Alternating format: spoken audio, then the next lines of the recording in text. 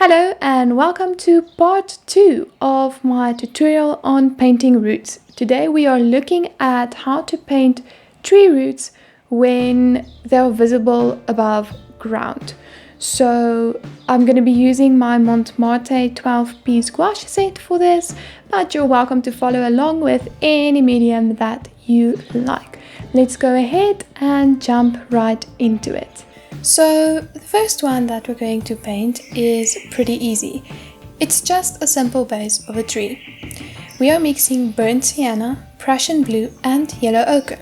Then you just paint a sea star-like structure lying on its back and color it in.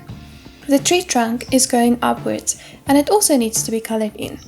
We can then paint a lighter color on one side to indicate where the light is falling, which creates a 3D effect.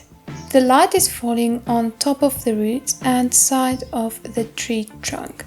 We can then mix some Prussian blue in to paint the shadowy parts. And lastly, we paint some vertical lines to add texture to the trunk for the tree bark.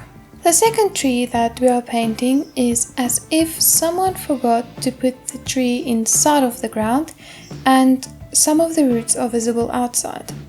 We just start by painting some outlines indicating the trunk and then coloring it in. The lines forming the root goes from wide to narrow, the same with the taproot in the previous video.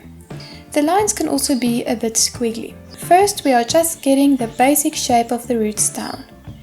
When the roots go out to the side, they look longer and flatter, but when you are facing them head on, they'll look short and thick. The shape tapers down when going into the ground, but when seen head on from the front, the shape can seem a little bit more rounded. You should vary the positions and thicknesses of the roots when painting them, because root placements are fairly random. These roots can also have branching segments, and sometimes the segments branch right before going into the ground, making it seem like the roots are a little bit thicker at the end, but in fact they're just branching.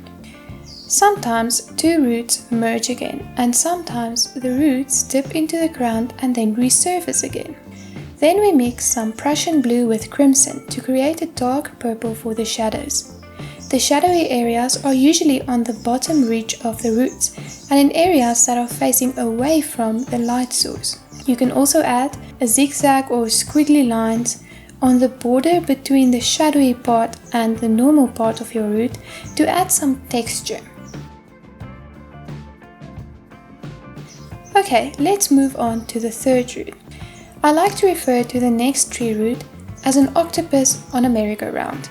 So we start off by mixing yellow ochre, titanium white and pale green. The roots of this tree are twisted, almost like someone picked it up and gave it a big twist, like we did last summer. The roots need to go around the tree trunk and then in the direction that they are facing when exiting the twist. These roots also have a bunch of branches off of the main root. And it's these branches that lift the roots up above the ground. These branches almost go straight down. Then we are mixing a green for the grass around the tree and doing a pretty bad job of painting it in. Don't be like me, add a bit less water to your paint to make it appear less patchy. Then we use some of that dark Prussian blue as a shadowy color underneath the roots, where they are lifted up from the ground. And then we also use a darker greener mixture for the shadowy part of the tree. This color needs to be applied on the roots and the trunk that you have already painted and not underneath them. Then we add some squiggles again for texture, and now we add some more shadowy colors on the ground to make it look more like leaves. And hey, at least the patchiness also adds texture. Okay, back to the tree trunk. We now add some pure white on the light parts of the tree. This also needs to be patchy for, you guessed it, texture. It looks a bit weird now, but it will help to simulate tree bark. We then mix a slightly darker color with the yellow ochre to dampen the bright white, but still indicating the highlights. If your paint is opaque enough, You don't need to add the step in which you add the white, but I have found that a layer of white underneath my colors oftentimes make them appear more vibrant and saturated. And that's it. I hope that you found this video useful, and I'll see you again next time. Bye!